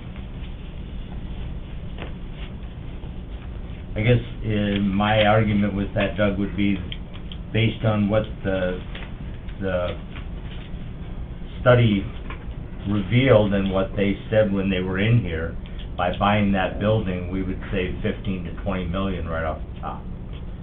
To replace, and granted, that building is overkill, it's bigger than we need considerably, but to replace that building that we're purchasing would be another 15 to 20 million on top of the 4.5 that we're paying. But that building would house 800 prisoners out there if you filled it up. I mean, It's bigger than we need, I'll be the first to admit that. But square footage wise, it would give us room for whatever potential expansion, and I'm not even gonna speculate on what we would use that for, except for possible more jail space going forward, but that's another issue for another day. Can I ask? Go ahead. Ask you a question. What is your feeling about how we come up with the money? We buy the building, then how do we come up with the money? Do you have I haven't heard anything from you as far as chairman of the commission as to how we would come up with that money. I mean, would you propose that we would try to move forward with a bond issue, or try to go to the other counties and get some money put together, or how do we come up with the money? That's the part, more than anything, that holds me up on why we would buy a building for $4.5 million when we don't have a clue where we're gonna come up with the money to even think about hiring an architect. Well, we could pay for an architect, and then we've committed ourselves further. Where's the money coming from? I would say the first step, Dennis, is to revisit those counties that we've already talked to that have shown interest, and sit down and have a frank discussion on, okay, we plan on moving forward with this jail project. It'll be a regional jail, so we need your commitment, your financial commitment, and your support to make that happen, for all the reasons we've talked about today. That would be the first thing, get buy-in from the 10 or 14 counties that we currently deal with. Do you Number have any two, idea in your mind, do you have a thought in mind how many dollars you might come up with in that? I mean, would it be 4 million, 5, 2, any idea at all? I mean, would it be a substantial amount in relation to 20 or 25 million that it would take? I can't answer that without doing a little research on what those counties currently spend on housing prisoners, how many they have on an annual basis, average, per night. But those numbers I'm sure could be gotten. The sheriffs in each of those counties could tell you how many inmates they average, how many they're sending to Fulton or Roberts County or any other county. So those numbers could all be calculated. We can come up with a pretty good estimate of what we would generate annually from those counties. But that'd be the first place. Start with those 10 or 14 counties. Second of all, wait for the study to go through next year. Because I still firmly believe that the interest that the state, not the interest that the state has shown, but the critical need that the state is in, by the governor building it into her state of the budget, or her budget address, to add on to the women's prison in Pierre, to build another new facility someplace out west, and to add on to the prison in Sioux Falls. I think we're all included in her budget proposal. So to me, that shows that not only on the county level or regional level, there's a need statewide, at the state level for the Department of Corrections to have enough beds to house their prisoners. Because if they're talking about adding on or remodeling, they're clearly in the same boat that we are. They're out of room. There's no room at the inn. And I think back, and we could get those numbers very easily from Walworth, but I remember in dealing with Walworth County, when they closed their jail, they were, even as small and antiquated as what their jail was, they were generating a significant amount of money by housing federal prisoners. Because they had very few of their own, but they were housing, and Walworth could provide that. If you called Sheriff Bold today, he could tell you exactly what they were taking in on an annual basis, which it was significant for a county the size of Walworth. See, I thought that initially that's what we were gonna get. You know, when this thing was started to put together, and there was talk, a meeting with these counties and all that we were gonna get that. All that information, we got none of that. What we got was a study that how many rooms, how many beds we need, and then all of a sudden it evolved into remodeling a $4.5 million building. And then, I mean, and you alluded to the state. Well, the fact of the matter is, the state's got the money. Obviously, they've got the money. They can do whatever they want at the penitentiary. It's a matter of getting the right people in the right place. The money's there. It's just to make, and here, the money isn't here for that project. We don't even know what the other counties, because we don't have those numbers, and we probably should have them if we're going to be talking in the depth that we are talking about this. I guess I myself would rather see, if we have to wait a couple of years, I would rather have the state, if they're going to do a study and they've got money available, let's put it in a capital outlay. Let's take the money, put it in a capital outlay. Let's build a fund in the next 2 or 3 years. We've got a study. We've showed the American Civil Liberties that we're actually done something. We're taking action. We know we've got a problem. We just don't have the money. We've got insurance. If we get a lawsuit, you know, we had one before. We survived that. I just think that we need to,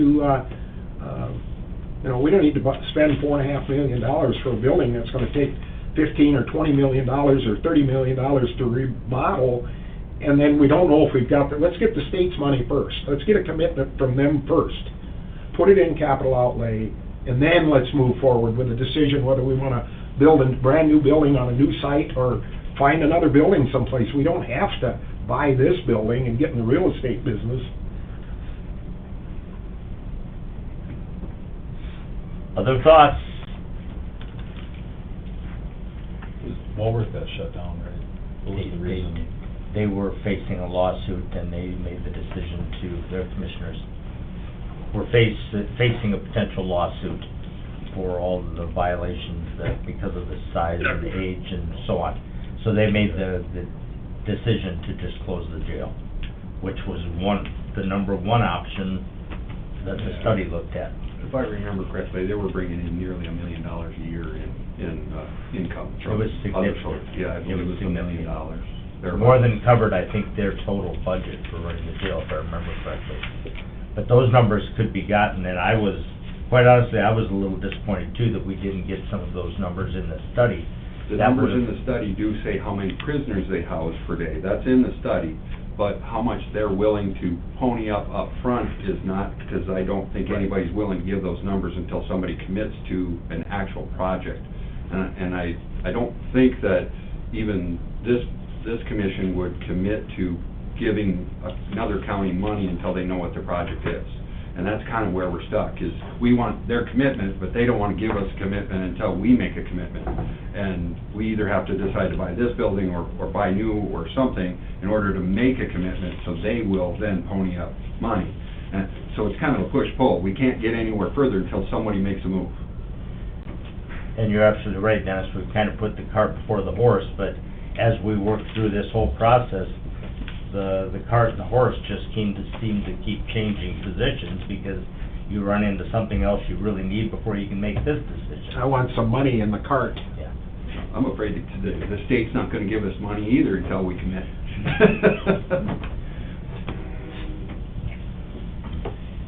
All right, are we ready to take some type of action? We've had a couple suggestions here today. Number one, buy the building. Number two, commit to putting a certain amount of money into a capital outlay fund, I believe was mentioned, with the thought of looking at a separate location, purchasing land, building a new facility. We have options. Anyone willing to? So does it die for a lack of motion? Well, we can't take action on a non-motion.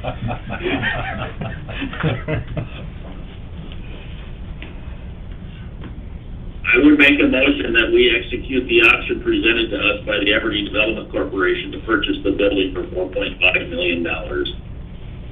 Using the ARPA funding that was made available to us. A point of procedural clarification. Reluctantly. I would not like the motion to include the ARPA funding. I'd rather we use our assigned revenue that we already received.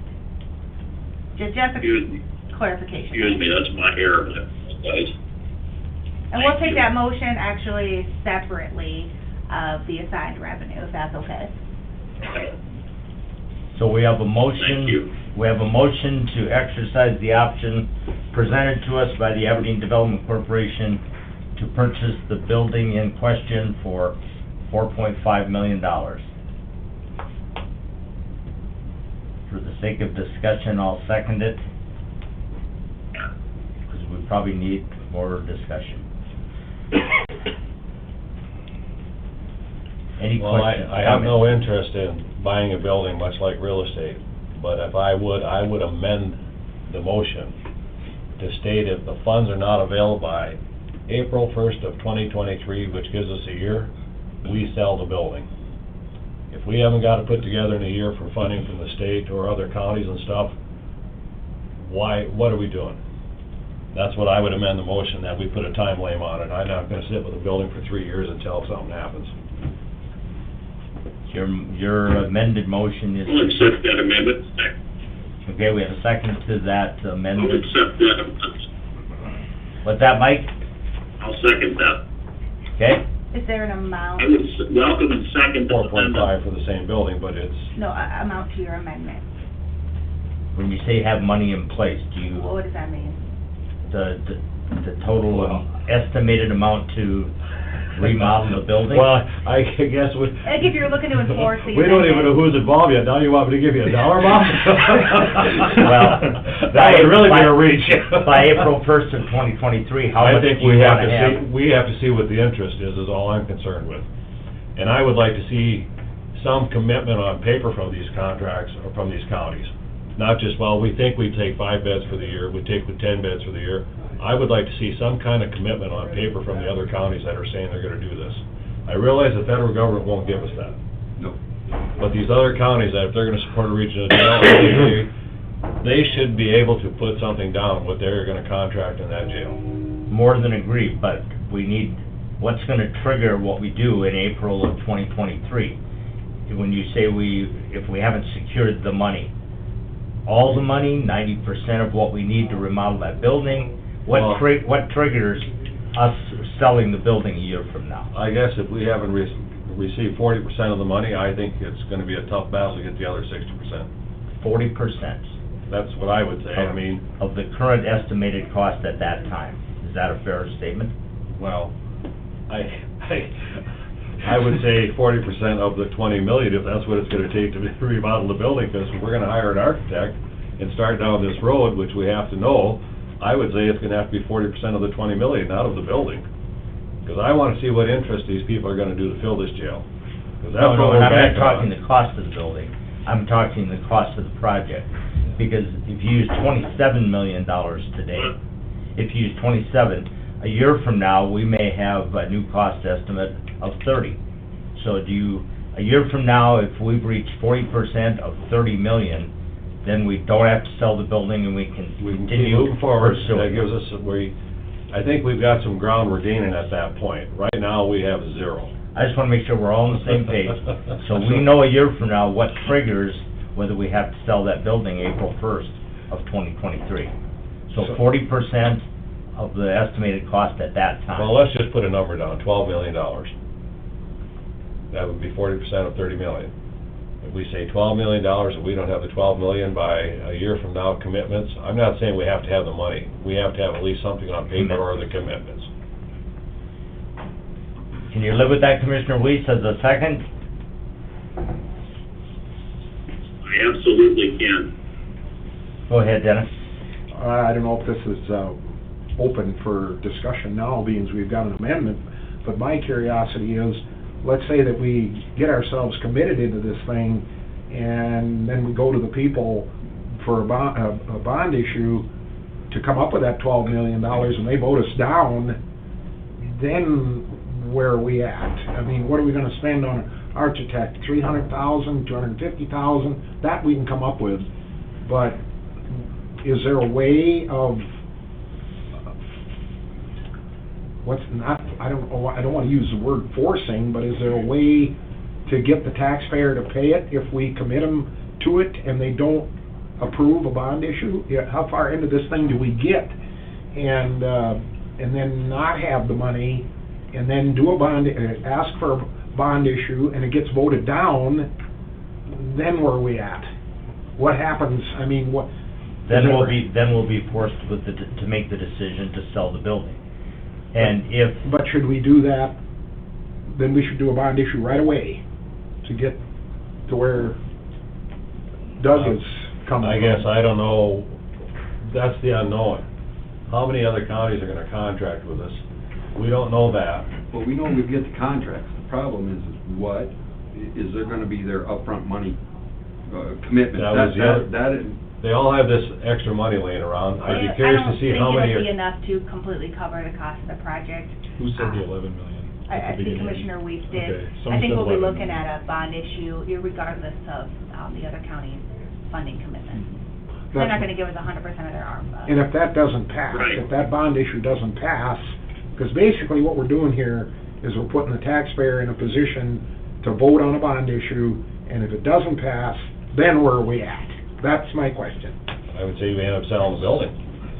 Because, I mean, where are you at? You're kind of dead at that point. Now, the other thing is the summer study. Does the state, the reason I went April 2023, we ought to know what the state's gonna do. If they have some money, we'll know what their end is. We'll know what the counties are gonna do for that end. We know what kind of contracts we're gonna have. It's gonna give us a good start to figure out, do we have any income at all at this point? And that's where I'm going with this, but I do wanna have some kind of criteria that says, we need to reach this threshold to get there, and that's why the 40% of the 30 is where I'm at with that.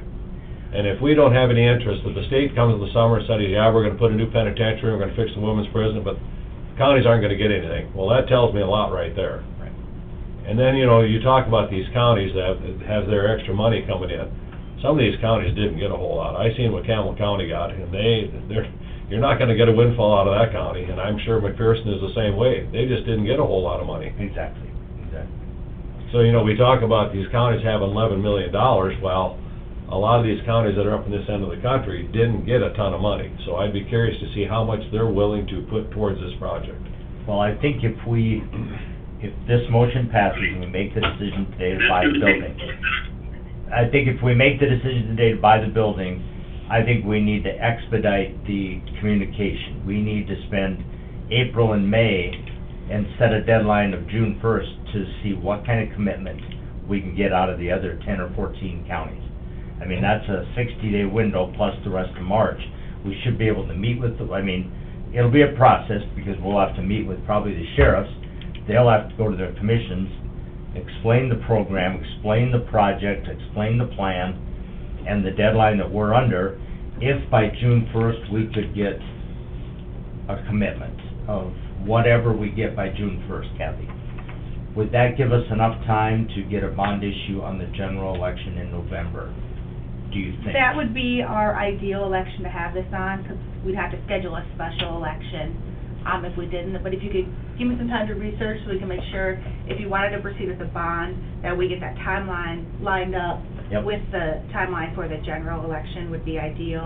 And then I would also prefer that we use a consultant on the bond, so I can make some calls, if you guys choose to some of our bonding companies. I have a little reluctance to do a bond issue before the state decides they're gonna give us any money. You think they'll give us any money if we pass a bond issue? Yeah, that's just it. I don't think That's so. for you guys to decide. So you're kind of losing your chance by, if the state does come through and say, we're gonna spend X amount of dollars for the county jails, and we do a bond issue and it passes, well, I don't think we're gonna get any money from the state. So you're kinda... Is that summer study in 2022? Yes. It'd be Yes, this summer. so we'd have the November election with the bond issue after the summer study. But of course, it's gonna take some time to prepare that bond. And they Yeah, but probably the summer won't come, stu- the they summer probably stu- won't come back with a recommendation until closer to December of December, this yeah. year, prior to the legislative session. Right, so, whatever the summer study comes up with, that isn't gonna act on until legislature 2023. I get you, yep. So, Yeah. so if you do a bond issue in 2022 and we get a bond issue passed, I think we're gonna be overlooked in legislature in 2023. And you could certainly hold a bond election in 2023. We would have a June election for every city or every school. We run their elections. You could combine with that to save a little money, or hold a standalone election at any time. Could we maybe make it a change the amount that you talked about, and if we, let's say there's 11 million out there, and I know they're not gonna commit every dollar, but if we were to say, and throwing out numbers, let's say we went with 8 million, and required that we have an 8 million commitment from other counties by April 1st, so then we at least know that commitment, and not do a bond until the following year to see if the state, because I know, as a side note, when we were in Pierre, I know that the Deadwood, the county out there that was asked, they already had the money, and they were asking for funds at that point, and you can kind of tell, this is my own personal read of the people in there, that you already had the money, we're not really gonna give you any more on top of that. So if we bond it and do it, I don't think you're gonna get the money, because why are they gonna give you any money on it if they already have it? On the other So- hand, they could say too, have you tried a bond issue?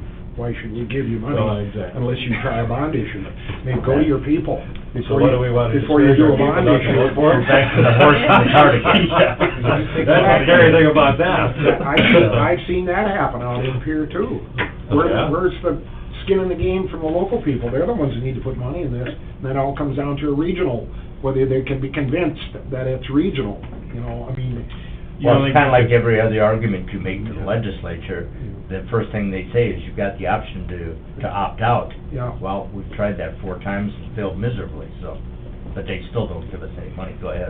Wouldn't we have the commitment though, if we're purchasing a building and you have the other counties around, pledging their dollars to this, isn't that, that's a taxpayer commitment already on everybody's part of it for a regional facility. maybe. You would think, I don't know, Maybe. Tough to prove, yeah. On your April 1st deadline, I'd be concerned with an April 1st deadline, because some of these counties only meet once a month, and they might have already met. So we might have are you talking April 1st this year or next year? Next. No, next year, you're talking 2023, I'm not changing that. I was There's no way. talking about the dollar figure. No, you get Yeah. 2 weeks. That way we Get that get through done. the summer study and a full year to make a I decision. think we can easily do that. Yep. All right, we have a motion to amend the original motion on the floor of exercising the option to purchase a building for $4.5 million with a time limit of April 1st of 2023 if we have not raised $12 million in commitments or cash that we will sell that building a year from April 1st. Is that the way everybody understands it? I do. Okay, everybody understands what we're voting on? Commissioner Weiss? Yeah, I believe we vote on the amendment first and then the actual motion. Yes.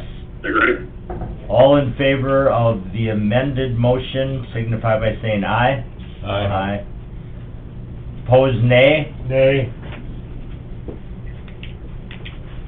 The way I understand it, we have a 4-to-1 vote to pass the amended motion. Now we'll act on the original motion. Excuse me, Go ahead, Mike. excuse me, Mr. Chairman. Yes. I'm remote, and it's a team vote, I believe, it's required to do a roll call under that circumstance. You're absolutely right. So we'll retake the vote on the amendment to amend the original motion. Commissioner Feldheim, Yeah. Commissioner Gage, Yes. Commissioner Fikert, No. Commissioner Weiss, Aye. and I vote aye, so we have a 4-to-1 vote. Motion passes. Now we'll vote on the original. Thank you, I'm just trying to keep us in compliance. Yeah, no, you're absolutely right, we need to. The original motion, since we've passed the amended motion As amended. as amended, do we even need to vote on the original motion? Yes. Can he withdraw his first motion, though? Couldn't he just withdraw it? We'll vote on it as amended. Okay. Well, it's, We voted on the amendment, now we'll vote on the original motion as amended. Does that make sense? Mhm. Okay. And again, roll call, correct. Commissioner Feldheim. Aye. And to stop thinking about this for a second here, is just... Commissioner Weiss, Aye. Commissioner Gage, Aye. Commissioner Fikert, No. and I vote aye.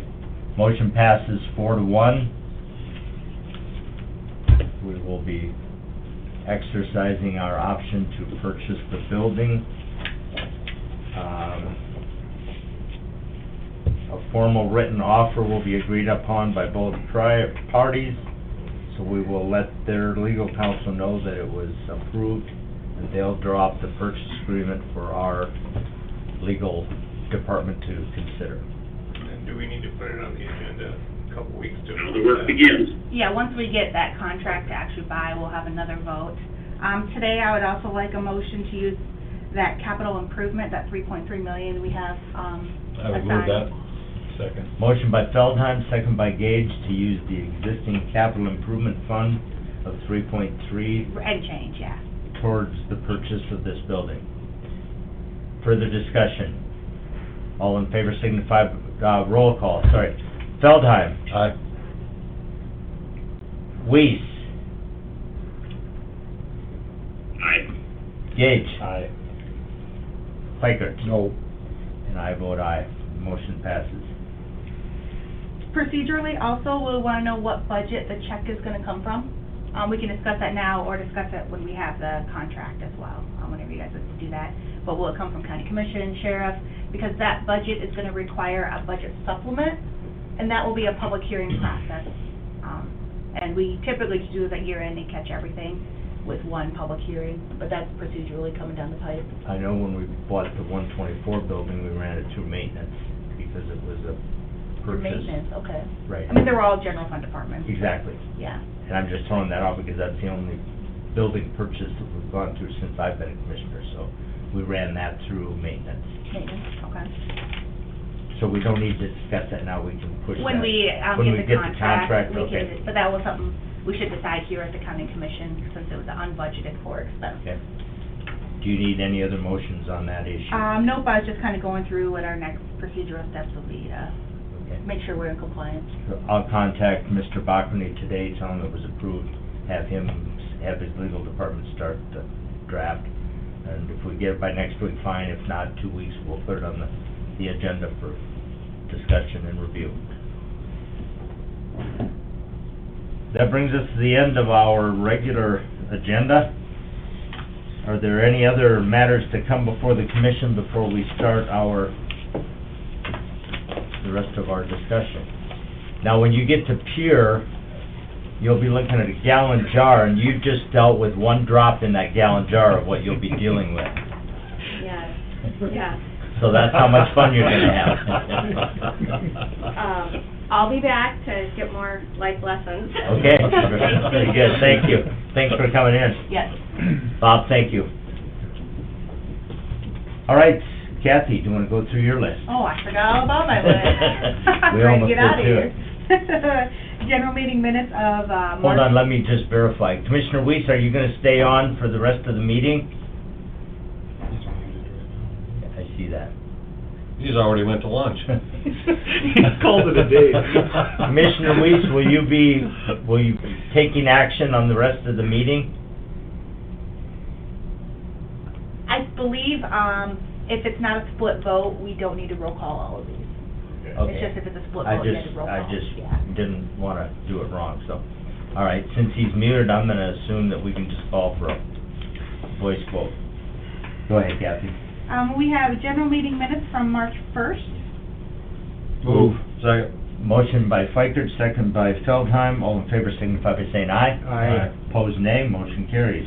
Claims, Move. Motion by Feldheim, second by Gage. All in favor signify by saying aye. Aye. Opposed, nay. Motion carries. HR report, Move. Motion by Fikert. Second. Second by Feldheim. All in favor signify by saying aye. Aye. Opposed, nay. Motion carries. the 2021 financial report, we'll acknowledge it, and then we also have a publication to approve. Move. Motion by Feldheim, second by Gage. For the discussion. Hearing none, all in favor signify by saying aye. Aye. Opposed, nay. Motion carries. Set hearing and authorize bid letting for a bridge project. Move. Motion by Fikert, Second. second by Gage. All in favor signify by saying aye. Aye. Opposed, nay. Motion carries. Leases, Move. Motion by Feldheim, Second. second by Gage. All in favor signify by saying aye. Aye. Opposed, nay. Motion carries. auditor's report of accounts. Move. Motion by Feldheim, Second. second by Fikert. All in favor signify by saying aye. Aye. Opposed, nay. Motion carries. Memorandum of commitment for our Stop Violence Against Women federal grant. It's through the state's attorney's office. Okay. Move. Motion by Gage, Second. second by Feldheim. All in favor signify by saying aye. Aye. Opposed, nay. Motion carries. Special event alcohol permit. Move. Second. Motion by Feldheim, second by Fikert. It's for the Bowl-O-Rama for the Boys and Girls Club coming up. All in favor signify by saying aye. Aye. Opposed, nay. Motion carries. Is there anything else to come before the Brown County Commission today? Go ahead, Just Mike. real quick, I was gonna ask, the email you sent out about was it, I'm gonna quote it way wrong, but either the Thank a Veteran Day or something of that nature that some of the other county. Foundation? Yeah, I just put that out. Yeah, do we need to do that on a agenda at some point or not? If you guys would like to, you sure can, totally. Or what were, what were you kind of? I was just letting you know, that other counties were discussing this, and we were asked to kind of forward it out to see if Brown County would be interested. That would be a commission choice if you wanted to, proceed down that acknowledgement. Maybe if you guys would like to, we can put it on the agenda for next week. Yeah. I Yeah. can look into I think it's good. I think we Yeah. should Yeah. add it. At least have it on there and we can discuss it then. Yeah. or Yeah, that's yeah. what it says. Perfect. Totally agree. Anything else come before the commission today? Any public input at all? Seeing none, I would entertain a motion to adjourn. Move. Motion by Fikert, Second. second by Feldheim. All in favor signify by saying aye. Aye. Opposed, nay. Motion carries. We are adjourned.